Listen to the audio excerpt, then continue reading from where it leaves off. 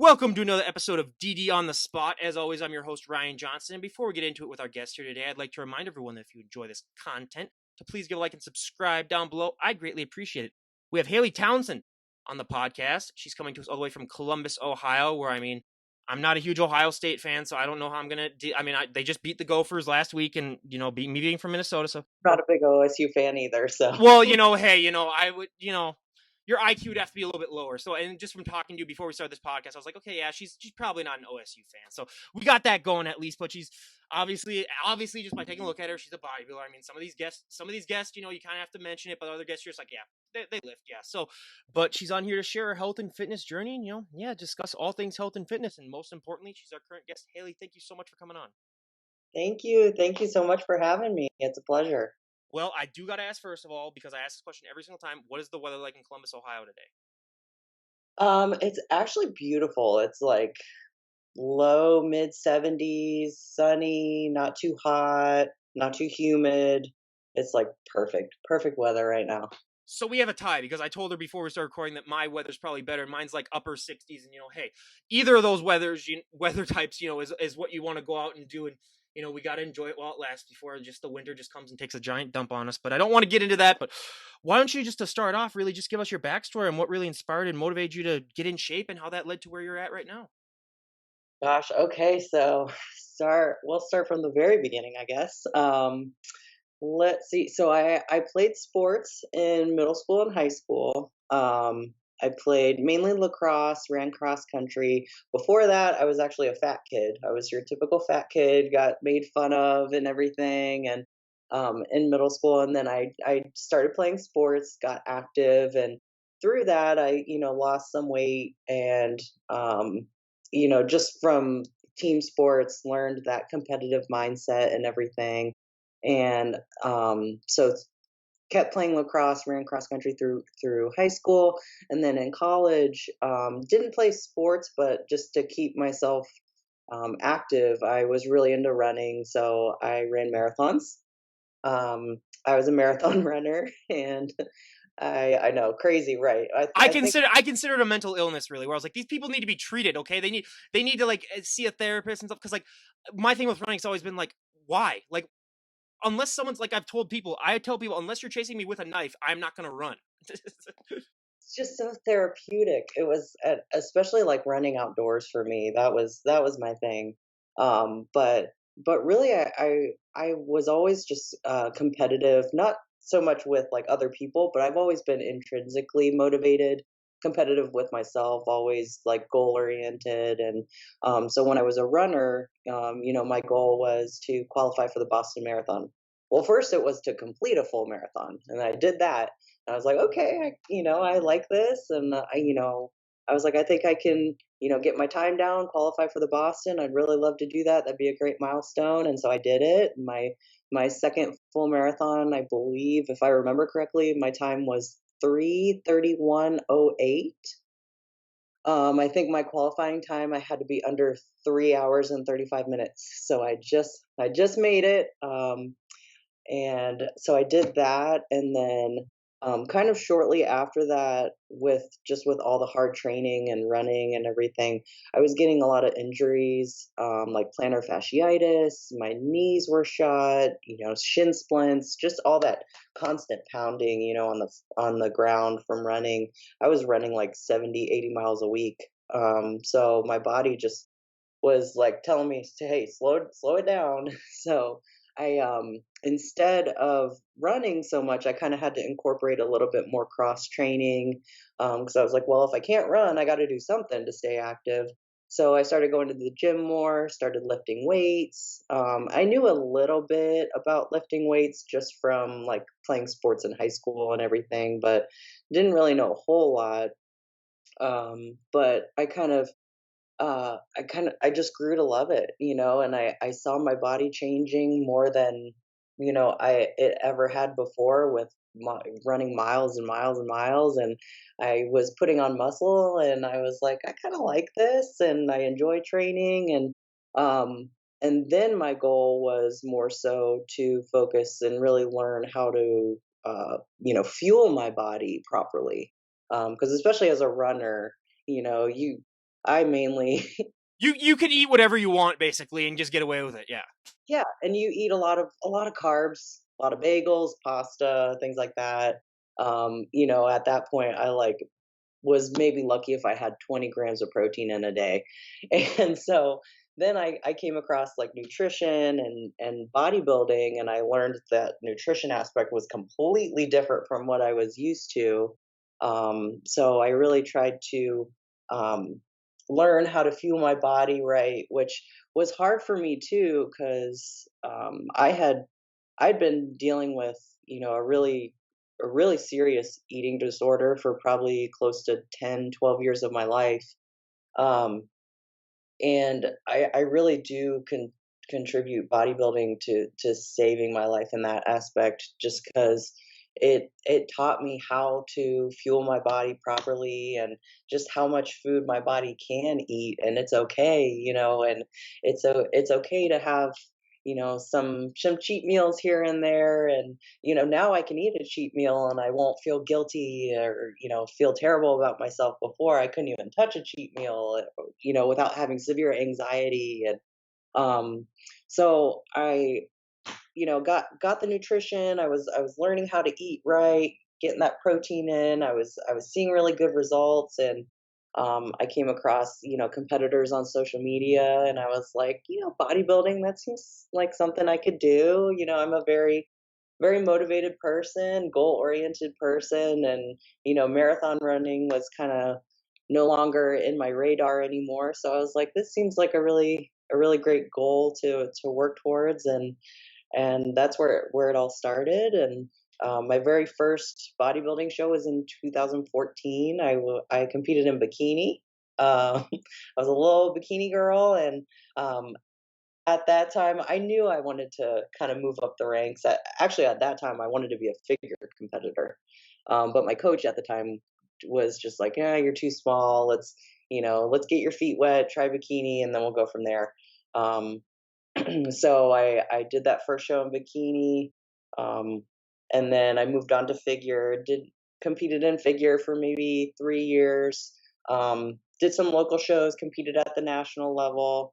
Never really did super great at the national level. I think um, I didn't realize until later. I tried. I was like, maybe let's try women's physique. I was like, I like the posing, and as I started to grow more muscle and put more muscle on my body too, I was like, I think I may fit better there. And that first women's physique show I did, I was hooked. I was like, I love it. I love the posing. I loved everything about it. And then went on from there. I did a couple national shows. I did Miami NPC Nationals in 2018 and 19. Got fifth place in both those years, which was it was a good affirmation for me. That first top five placing at a national show, you're like, yeah, okay, I'm doing something right here. um, and then actually after that nationals in 2019, it was like a month after, I got hurt, and I herniated two discs in my low back, um, and which was really rough. I had to go through physical therapy. I was having a hard time. I could barely even walk for like 4 to 8 weeks after that. Did physical therapy for about 6 months, and thank goodness didn't have to have any surgery or anything. I was able to kind of, slowly work my way back to the gym. But all in all, I had to take about 6 to 8 months off of the gym. And that was all during like COVID pandemic time, which I guess kind of worked out for me anyway, because gyms were closed. um, but then, I was able to slowly get back to it, kind of near the end of last year. And I just, my goal was to take my time and with the training. And I wanted to get back on stage, but I was also a little hesitant with the injury. Just wanted to do things smart. And then finally earlier this year, I started working with Derek Natcher with Loud Performance Training. Shout out to him because he's the best coach ever.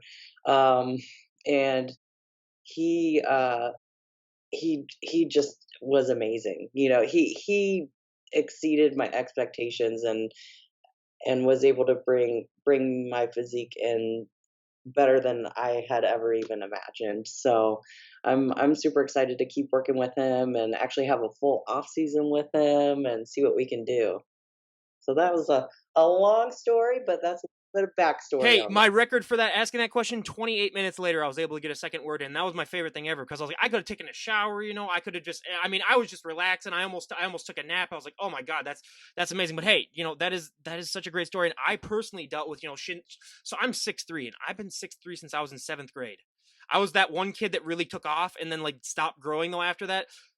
But like literally, I was like Osgood Slaughter and shin splints literally all throughout middle school, just because I was just too tall for that. And I was like, I was basically like a bird, really, where I was just super long and lengthy. So yeah, I totally understand when you're talking about that. But I do gotta ask, since I do go on walks, that's my form of cardio. I am the person though, I blister so badly whenever I go out on walks now. As a runner, how did you deal with that? Because I've tried to get advice from people on here that used to be runners on like, how do I deal with that? Because like it got to a point where sometimes where like my feet are bleeding when I get home. Oh yeah, I remember that. I think using good shoe insoles definitely helps. But a lot of it too, at least with me, I felt like just over time, you kind of like, the lifting hands, now you build those calluses. I kind of built, some calluses in my feet and stuff when I was running so much. Um, but that and Epsom salt baths, I'm a huge believer in Epsom salt baths. Just like soak your feet in those. That helps to kind of soften up that skin a little bit. I've found that double socking it works probably the best thing for me so far, but then it's gotten to the point where just, especially when it's super hot out, but I'm lucky. So being a baseball player and swinging the bat all the time, I already got those calluses in my hands before I started working out. So I didn't even have to deal with them. So I really lucked out. But were there any reservations that you had about the sport of bodybuilding before you got into it? Because unfortunately, the general public, they do have a lot of myths about the sport, I tend to find. Yeah. Um, I don't think I really had any reservations about it. I think during though, especially like early on as I was getting into it, I think I kind of ran into the trouble of listening too much to what other people have to say. And unfortunately, especially being a female in this sport, a lot of people have things that they, or certain opinions about females with muscle or what have you. Um, and to be honest, the first few years that I was in the sport, it really got to me. The comments that some people think you look manly or what have you. And I think what really just helped me push past that was to do a lot of self-reflection. And I've learned that I like who I am. I love being a female with muscle. I love displaying muscle in a feminine manner. And I just love feeling like a strong woman with muscle. And that's just my thing. And I also know that I've come to terms with the fact that I'm not going to be everyone's cup of tea, and that's perfectly fine too. um, but I think the biggest thing, especially for females, is to just go into it with an open mind and try try not to let all those voices get in your head, because they can really. I mean, this sport is probably more mental than physical, I think. Oh my god! I mean, I'll talk to you about that later. But yeah, that is. I mean, it's 10 times more mental than, and most people don't understand that because they just notice the physical changes, but they don't notice the mental changes as well. But I love to talk genetics on this podcast because everybody's on social media, and I hear this all the time. Oh my god, I want his arms, I want her abs, I want their back, and it's. I just want to strangle them just because you're like, you do not understand that you cannot look just like them just based on what they do. Because unfortunately, people are built differently. But when you first get started working out, everyone always has that one body part that really, really takes off that they don't have to train as much. And they have that one body part that just drags behind it. They have to train to oblivion. For me, I mean, my back was the one thing that really took off. But being 6'3", I could inject pure muscle into my legs and they wouldn't gain an ounce. So that's just a never ending struggle. Calves don't even get me started. But what were those body parts for you when you were getting started? Oh gosh, my legs have always been probably my strongest body part, especially my calves. My fiance gets on me all the time because I literally never train calves. That's the thing with calves, though, that I always tell people. It's like it's the most genetic body part probably in your entire body. But I did that was one thing, especially when I switched, from figure to women's physique, I really had to focus, on building my upper body up just to match my lower body. And it's still something where I think I could still use a little bit more size up top to fully match, but I think it's definitely come a long way, for Well, I was gonna sure. say, damn, shoulders and buys, they're basically popping out of the camera, basically. So I didn't know, I don't know what that would be when you first turned it on. I was like, damn, the shoulders are just going out like that. So, and that's the number one problem area for women. But you seem to be doing pretty good with that. So, you got no complaints here. But also when it comes to the training, I mean, yeah, like you talked about, this is so much more of a mental sport than a physical sport. How has this mental journey been for you? Because I find that even if you compete in just one competition, you have done something so hard for the mind that really you can accomplish anything. Mhm. Yeah, I mean, huge. What bodybuilding has done for me, it may sound super cliche, but um bodybuilding has helped me in so many ways, more than just, fitness, just being, happy with how I look, in my body and everything, but mentally too, just being able to have confidence, and have just know that I have the ability to push my body wherever I want to take it. It is fully in my control. And that's one thing I love about this sport is just the constant progress. I mean, even you think of the top of the top. I mean, Chris Bumstead, the classic physique Mr. Olympia, I mean, he's still progressing from year to year, and he is the best in the world right now. And that's what I love about this sport is just no matter what, like we're all a work in progress. Whether it's physical, whether it's mental, whether it's with relationships, career, anything. There's so many things that I've gained from this sport that I use in everyday life, that I think a lot of people who are not into bodybuilding, they don't see any of that. They really Yeah, they don't. just be like, "Oh yeah, she looks muscular." That's really that's the only thing that there is, and they're like, they don't understand how much more it affects your confidence and Yeah. everything that goes into that. And that sort of brings me into, I mean, the number one myth that I love to bust on this podcast, I talked about it right before we started recording as well, is that there's still so many women who unfortunately have that fear that the moment they walk into the gym, if they look at the weights, they think that just magically they're just gonna become the Incredible Hulk overnight. And I mean, obviously that's not the case, but did you ever have that fear when you're getting started? And even if you didn't, I mean, I bet you still hear that all the time today. How do you like to respond to that? Um, I don't I don't think I ever really had that fear. I think when I do hear people say that, I just let them know, just how much work it takes to, like you said. I mean, even the people who are trying to the biggest bodybuilders in the world. I mean, the things they have to do, like eat their diet on point to a T, training on point, like cardio, everything. I mean, there's so much goes into it, lifting a couple weights, taking a few steps in the gym, you're not gonna get too big, I promise you. And I If it definitely does, give me a call then, because I, you know, right, I, I'll right, make you a trillionaire, really. right. And it's a lot of the biggest pet peeve of mine I have is when, especially women love to use the word tone. Like I just want to get toned. That word should be I just erased from the how do I dictionary. tone this? Yeah, it's like, what do you mean by that? And they're like, oh, getting away like fat or whatever. I was like, well, what's going to be underneath that? You just want to be skin and bone, really, basically. Exactly. And that's what I always a lot of it I think with people is just educating them. Um, and so when they say that, and I explain that to them too. I'm like, well, if you just lose fat, like you said, there's not going to be anything there. You have to build the muscle first. So there's something there when you shred the fat away. And then usually in my experience at least when I explain to people that way, they're like, "Oh, okay. So that's how it works." I think a lot of it is just education.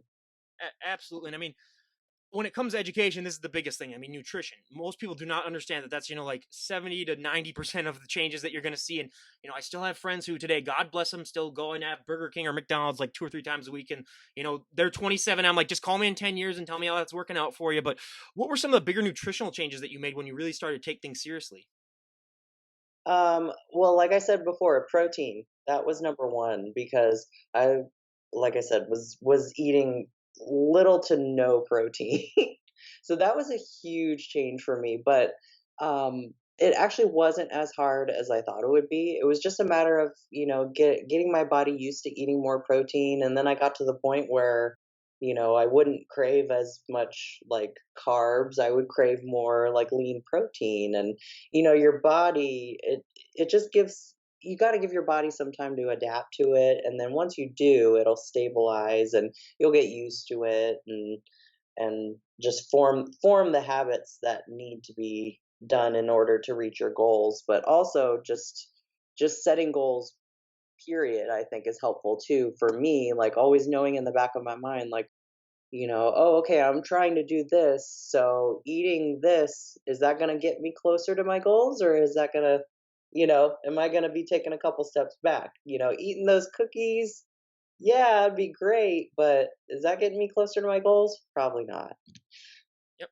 Absolutely. I mean, I couldn't put it better myself. And that's just that's the biggest wake up call for so many people. But the number one myth that I mean, it's not really a myth. The number one thing that I was really just shocked by when I started this podcast, I would have never guessed it in a million years, is that for so many of these competitors, posing is the hardest thing for them. Would have never guessed it. And I mean, it's harder than your nutrition, it's harder than your training. And I mean, so many people do not understand that. But being that you've competed in, like all three of the divisions, what has your experience with posing been like? Oh, it's huge, huge. This is something my fortunately, my fiance, shout out to my fiance Marcus Perry, because he is also a classic physique pro.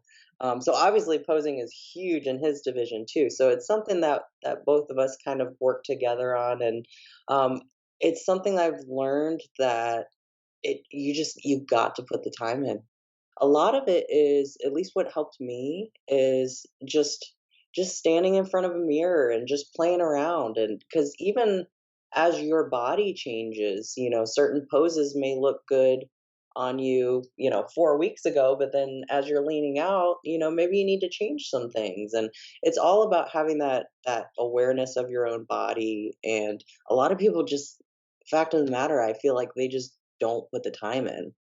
And it's it's a shame because we work so hard to present, these physiques on stage. And it's so true what they say, that it's not the physique that you have, it's the physique you present.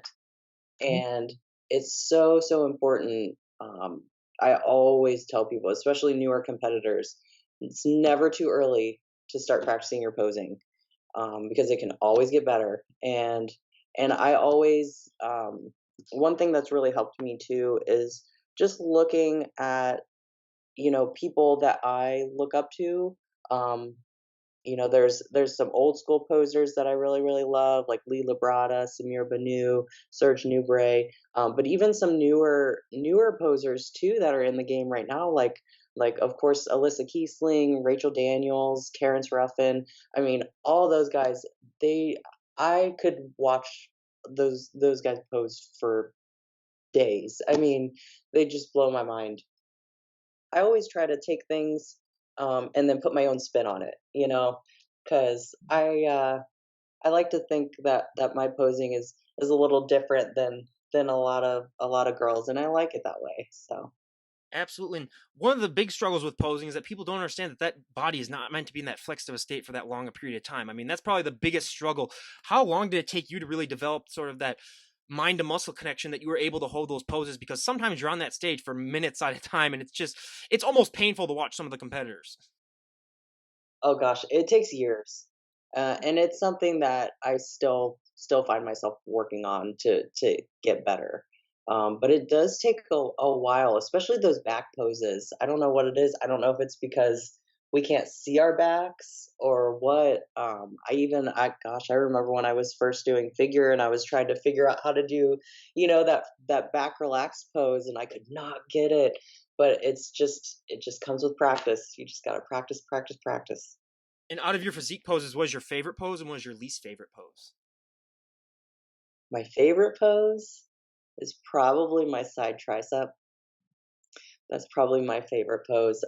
Least favorite, I don't know if I would have a least favorite. I would say my back pose used to be my least favorite, but I'll be honest, that's starting to become one of my more favorite poses just because I think that's the one that I've had to bring up the most. So I'm the most proud of that one. Um, but definitely more room to grow there, that's for sure. And again, this is a sport where you always, I mean, you can never just be perfect. I mean, it's always something that you got to look forward to and achieve. But when you're walking on that stage, what is that feeling like for you knowing that, I mean, you put months upon months on a prep that, has just been, it's not fun. Let's just be completely honest. And what is that moment like when you finally get to, just walk up on that stage and be like, oh my God, all this hard work that I've had, I can finally, go on stage and show off all that hard work. Oh, it was amazing. Just knowing, and I feel like this past show at North Americans was the first time where I was really able to step on stage and just be completely happy with the package that I was bringing, knowing that I did everything that I could that prep to bring that, and it's almost like an out of body experience. Especially at like North Americans, the lights are so bright you can't really like see anyone other than maybe like the judging panel right in front of you. So you just see like bright lights, and it all just happens so fast. And I mean, it's true what they say. I mean, it's just you blink and it's gone. I remember walking off stage at prejudging, and I was like, "Did that just happen?" It goes by so fast. Yeah, and that's kind of like with me in baseball. Yeah, it really does. Well, it depends on what you're playing. When I was in the outfield, yeah, it took forever. But pitching, that's a whole different story. But I mean, when it comes to just some of the things that people don't understand too, is that you're not going to be able to maintain that look 24/7. I mean, so many people just look at the photos and then they just assume, oh, they worked their butt off for that look. They must be able to maintain it. But unfortunately, you do go through post show blues and everything that entails with that. How have you been doing with that as your career has gone on? Because I know that that's something that everyone struggles with. Oh yeah, post show. Personally, I think is harder than prep itself. Um, and it's hard. I think I it's just come with time for me. I've learned my body, and I've also learned not to just completely. I've those first few shows. You get off stage and you just eat everything in sight, and you're just so hungry, and you're like yes, and then you regret it a couple days You later. wake up and you're like, holy crap, I'm 20 pounds over. Yeah. Exactly. Um, so some of it is just trial and error and experience and learning from past experiences, and being like, well, yeah, I don't want to do that again. But also I think too, just having this new title of IFBB Pro just gives me even more fuel to the fire and motivation to really do it right. And I think reversing properly is super important, especially right after a show. Just to because it's not necessary to put on excess weight. Now it's also something that as females, I feel like it's really hard for us to grapple with the fact that, yes, I need to gain weight because I think all of us know that our stage look and our stage weight is not sustainable, it's not maintainable, but it doesn't make, seeing that scale on, or seeing that weight on the scale go up any easier.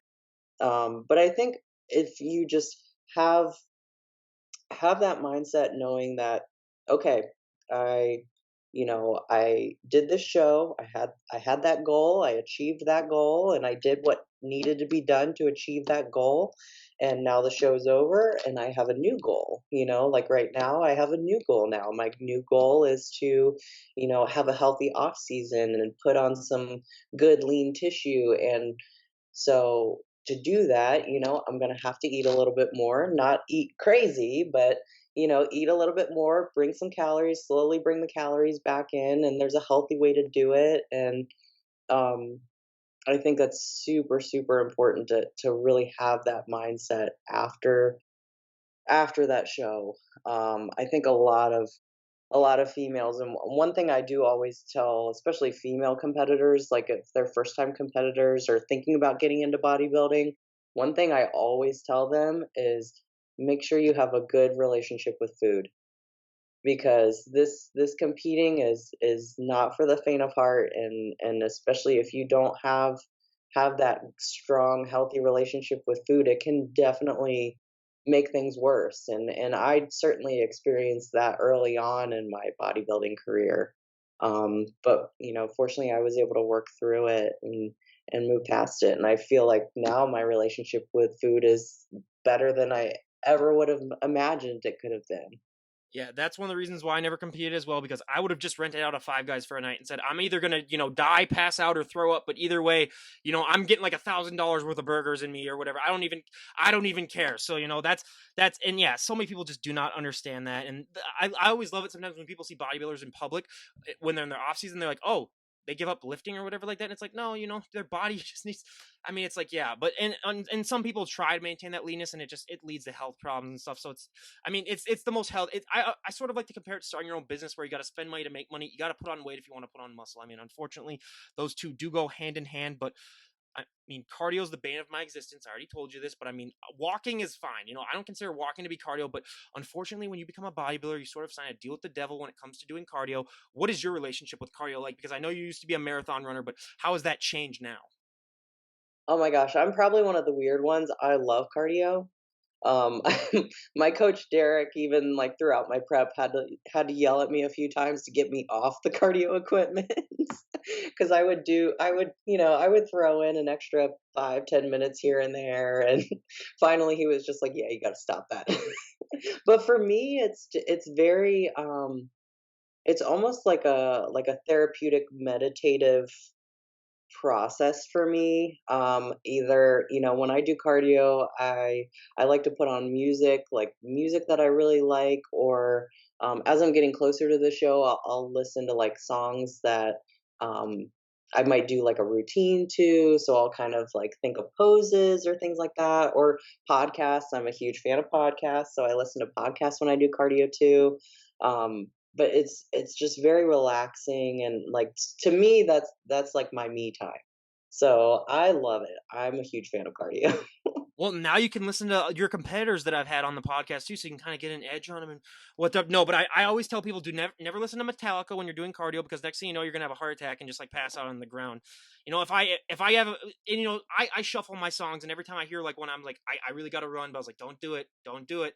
So yeah, it's a mental battle of wills. But the most important thing of this lifestyle, and I don't care what anyone says, it's probably the most important thing just in life in general, is sleep. And anyone that disagrees with me on that, I tell them every time, pull an all-nighter, then go try to work out and tell me how that happens to work out for you, because twice in college I did that, and both times I lasted halfway through and I'm like, yeah, this is ridiculous. I'm just going to go home and try to sleep. But what does your sleep look like? Because I mean, let's be honest, as you get closer to a show, you would think that sleep would be easier for you, but no, it's much, much harder to actually get that sleep, just because people don't, unless you really experience it, they don't understand that you can get to a point where you're so tired that you can't sleep. And I know that doesn't make sense to people, but it's an anomaly. But how do you like to try to at least get that sleep? Because I mean, I'm never doing cardio if I get no sleep. And I have some bodybuilders on here that they're able to function off of 3 hours. And I was like, okay, you're a crazy person, and I need to find out how I can do that as well. Oh yeah, I'm not that person. I totally need my sleep. I love my sleep. Um, for this prep, usually I would, well, I say that I do my best to try and like put the electronics, put the phone down after a certain time, although I don't do the best job always of that.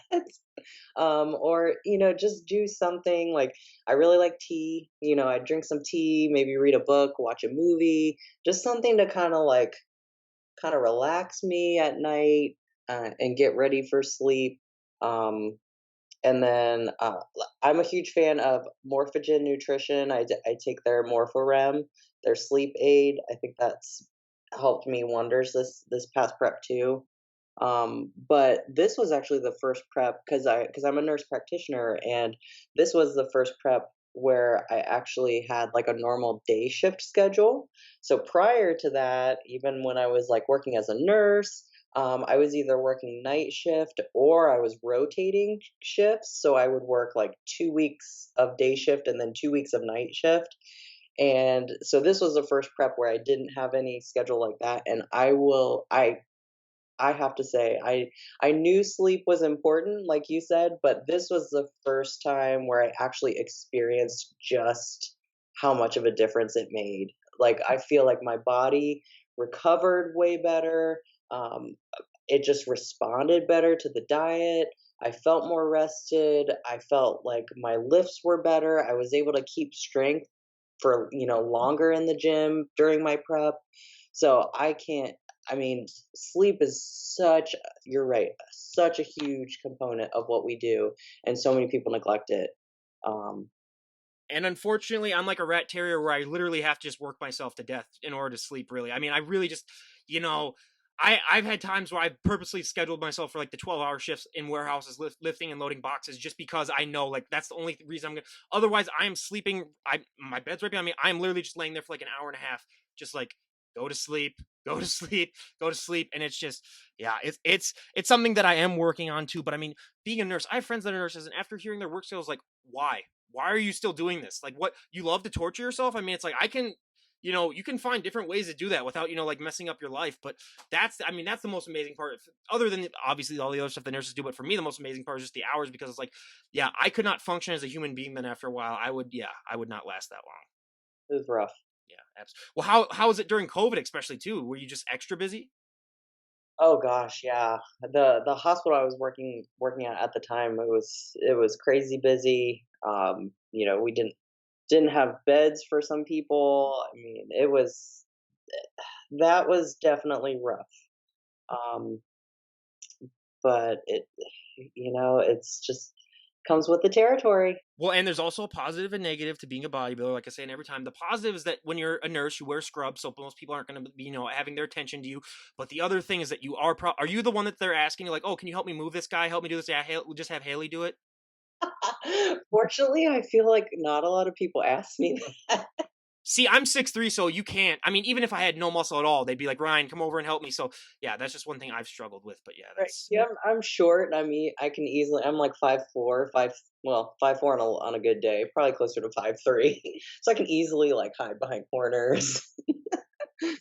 yeah, I mean, yeah, that's great. And I mean, you talked about before, but I mean, yeah, like you are going to get a lot of attention just based on the way that you look. And I compare it sort of like being a mini celebrity because, yeah, if you were to walk out dressed the way that you are right now, people are just gonna be like, oh wow, that's different.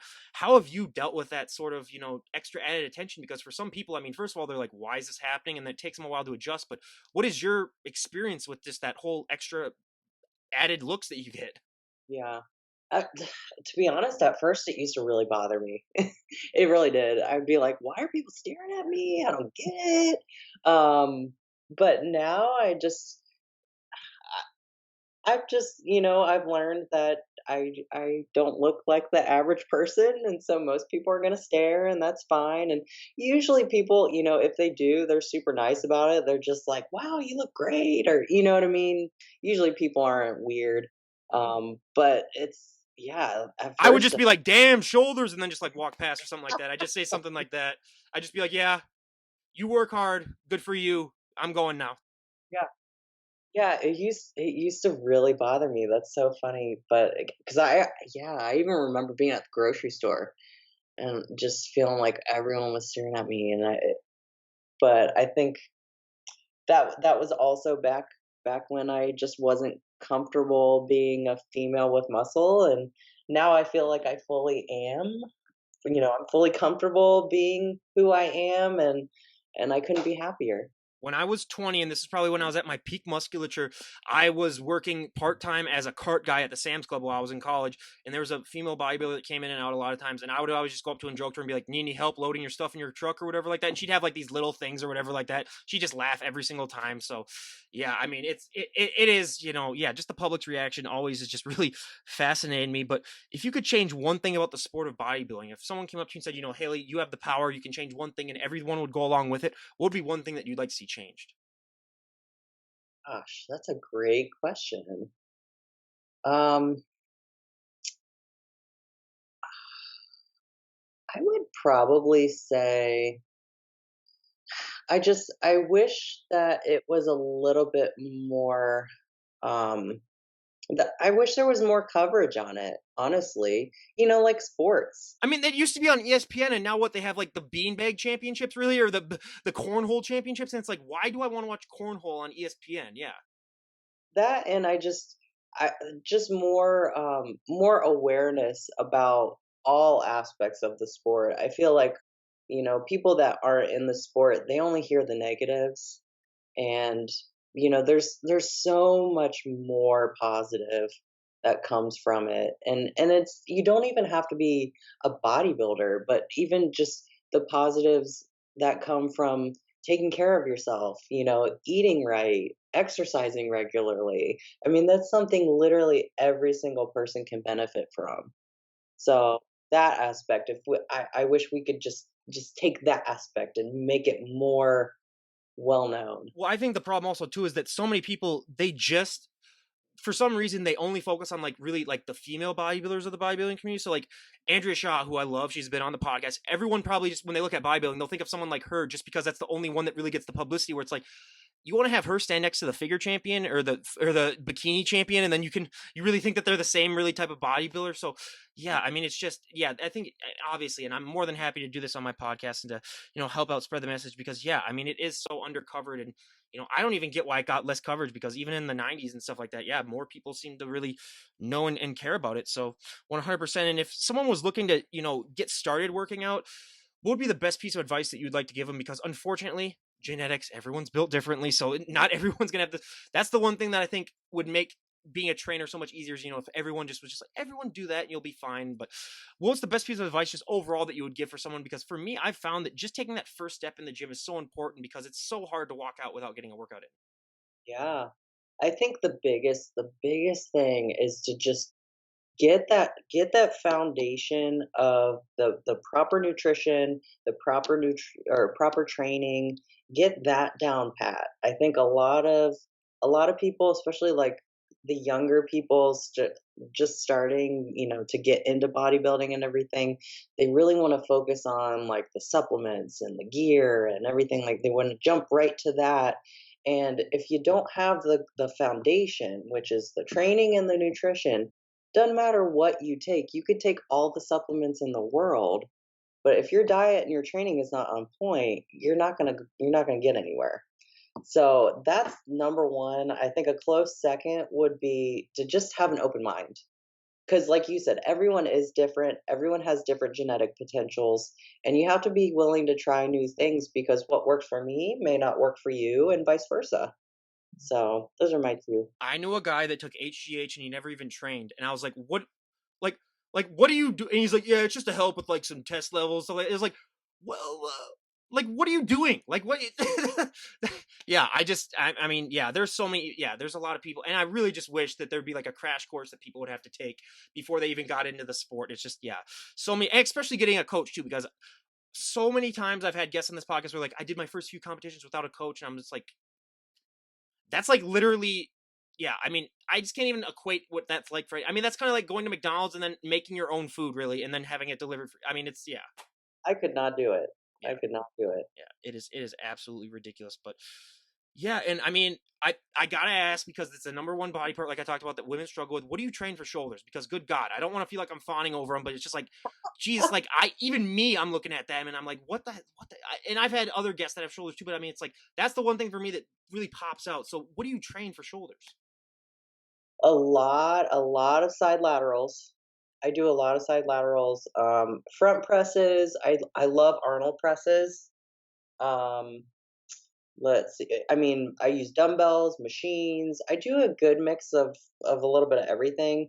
I'm a huge believer, and my fiance and I, we train kinetically with the band bell bars, earthquake bars. So they're those bamboo bars, and they have a lot of give to them. Mainly because they're really joint friendly. I feel like, especially in bodybuilding, shoulder injuries, with benching and everything is so common.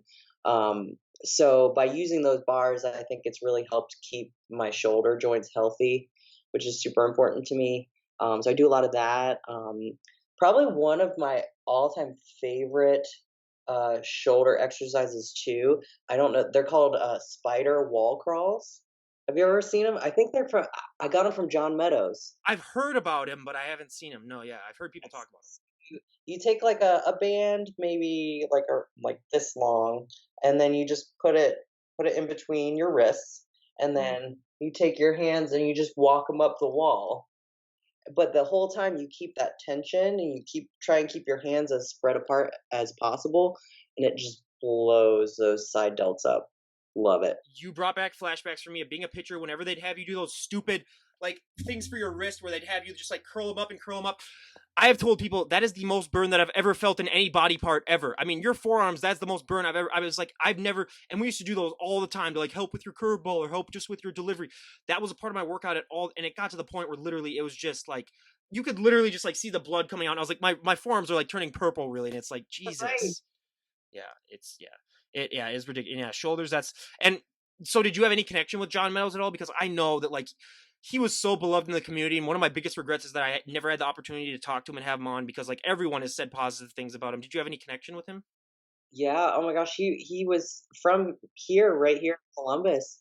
So we saw him out and about. Yeah, I met him several times, and he was always at events, and he just literally the nicest human you could ever meet. Um, he just always, I mean, he could talk to anyone and always willing to help.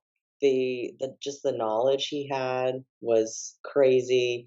I mean, he's someone, he will always forever live down and go down in Well, history I as tell one. people who want to get started in bodybuilding, just go to his YouTube channel because he has literally covered every topic that you could want, and he's just so open about. I call him the Jack Luke Skywalker, basically, because that's basically what he looked like. I mean, it's just he's so, and that's yeah. This when I heard he passed, I was like, oh my god, not him, because I'd never met him or anything like that. But all the guests that I've had on him just said so much positive things about him. So yeah, he will definitely be missed. And shout out to John Meadows, and like always, I'll leave a link to his GoFundMe down below for anyone that wants to donate to that. But yeah, and Hayley, if we're talking to a year from today, where would you like to be at just in your bodybuilding journey? Where would you like to be at in your overall life? What are some goals that you'd like to have achieved? Bodybuilding wise, a year from now, gosh, I'm hoping to maybe step on the pro stage maybe sometime around this time next year, but we'll see. We got to kind of take things as it comes and see how my body progresses. And I would love to be competitive on the pro stage and just keep improving my physique, improving my posing, and everything. And hopefully I think the goal is my fiance. Hopefully he'll be on that O stage. I foresee a pro win for him next year. So, but career wise, just keep working as a nurse practitioner. Honing in on my skills and caring for people, and we'll see where the rest takes us. Well, like the guests I've had on, luckily, if you have a significant other that is also a bodybuilder, and the men, they usually take up most of the people's attention, like when you're walking out in public, so you can kind of hide behind them a little bit. So that's another one of the positives too. But being that you're a nurse, I mean, I love to ask this question to nurses because, I mean, you deal with some people that have been dealt a rough hand in life, or they're just, out of shape. How much more gratitude and motivation does that give you for your own health and fitness journey, knowing that you deal with so many people that, just aren't able and blessed enough to be able to do what you're doing? Oh my gosh, every day it motivates me, because I see people that wish they could do the things that I do and they can't. So it's extremely humbling, uh, for me just to be able to do what I love. And it's one thing I think that always helps, that helped me get through this prep too. Was just reminding myself that, well, first off, that this is a choice. I chose to do this. So anytime I was, getting a little hangry Well, we or can sign it. We can kind of see the gun point at your head in the background, so I don't know if that's your.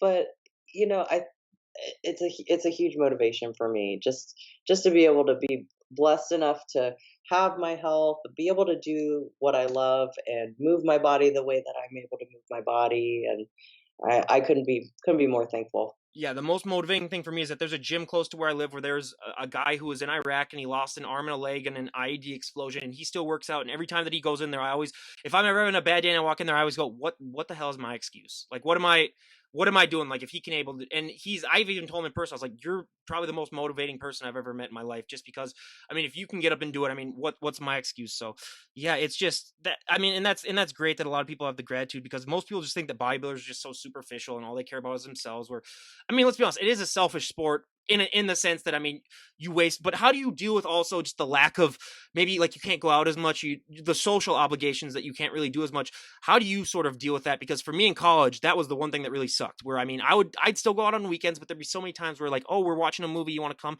No, I got to go work out. It's hard. I mean, it's definitely hard, but I just remind myself that it's temporary, and it's all for a purpose. Especially this past prep, it part of me was it was hard prepping throughout the summer. I was like, dang, it would have been nice to go out on a patio and hang out with friends and stuff like that. But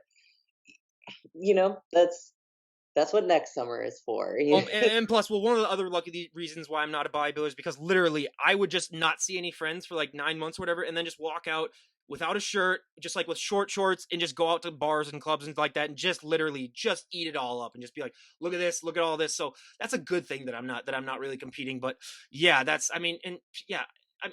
You do sacrifice a lot of things, but I mean, that's the one thing that impresses me most about the sport, is just the sacrifice that it entails. And yeah, and I mean, again, Haley, we cannot thank you enough for coming on. Is there anyone that you'd like to give a shout out to before we wrap things up?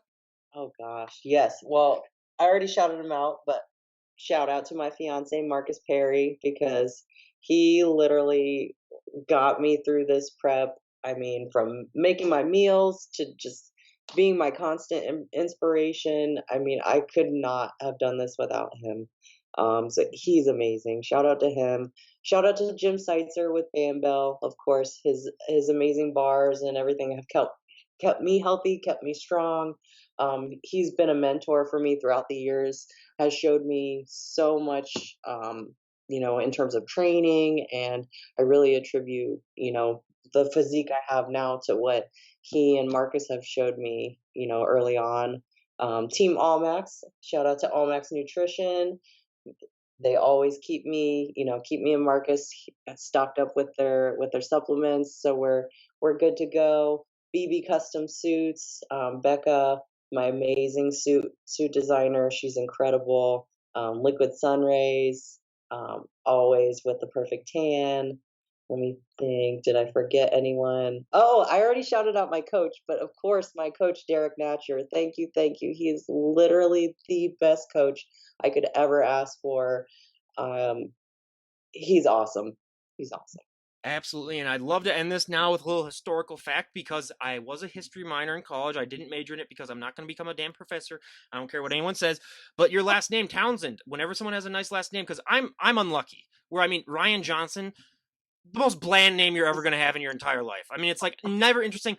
I did get some. Okay, so the one time I ever got frustrated at someone was I was at work. I worked at UPS for like 3 years in my early 20s. And one guy there, when he was writing down my last name, he goes, okay, how do you spell Johnson? And I was like, and he was from this country, like he was born here. He was like, and he's like, well, I won't give him too much crap though, because when my relatives, I'm mainly Norwegian, when they came here, it was Janssen, so it was SEN instead of SON. So, and Oh, he was Norwegian too, so that's why he asked it, and I was like, okay, I get that now, but still, that's the first time people would be like, is that Brian? And I was like, there's not even a B in my name. Like, what do you? I just don't understand it. But since I've had such a bland last name, I love to find the origins of last names, because Johnson's obviously the second most popular last name in the country behind Smith. I had a Smith on 2 days ago, and obviously it's because they're black suits. But Townsend, I have it on my phone right now. It came to be because it was the name for people that lived outside of villages and hamlets. So, like, if you're the person that like lived outside of a town in your own, yeah. they'd call you a Townsend. Then that would be your last name. So it'd just be your first name and then No Townsend. way.